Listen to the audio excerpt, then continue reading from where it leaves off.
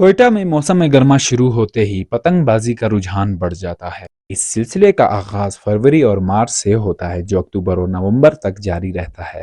پتنگ بازی منانے کے لیے باقاعدہ بسنت میلہ ہر سال فروری کے آخر میں لگایا جاتا ہے۔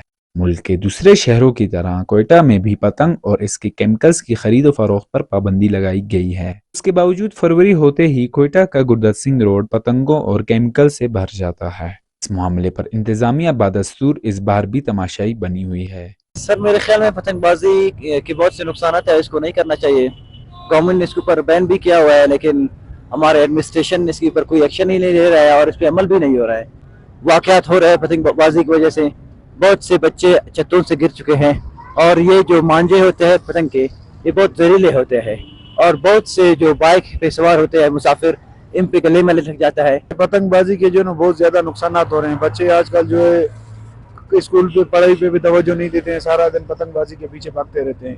چھتوں پر، گھروں پہ بھی کافی تقریباً پھٹے ہوتے رہتے ہیں۔ روڈوں پر بھی اکثر پتنگ گر رہی ہوتی ہے تو گاڑیوں کو بھی نہیں دیکھتے، بچوں جا کے چپک جاتے ہیں پتنگ کے ساتھ۔ اکثر لوگ سائیکل کے نیچے یا موٹر سائیکل کے نیچے بھی آ جاتے ہیں بچے۔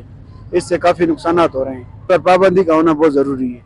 ہر جگہ پتنگ اڑانے والے بندے یا چھتوں میں یا بلڈنگ کے اوپر کوئی پتنگ اڑانے والے، نہ کوئی روکنے والے، نہ کسی کے باپ روکنے والے، یا نہ پولیس دیکھنے والے۔ بازار میں یا جدھر جا کے یا چھت کے نیچے گر رہے ہیں بھی 12 سال کے بچے یا 15 سال کے بچے بھی۔ عوامی رائے کے مطابق اس خطرناک کھیل میں لوکل پولیس کوئٹہ کائٹس ایسوسی ایشن کے ساتھ ملوث ہے اور ان کے خلاف ایکشن لینے کے بجائے ان کو سہولت بخشی جاتی ہے۔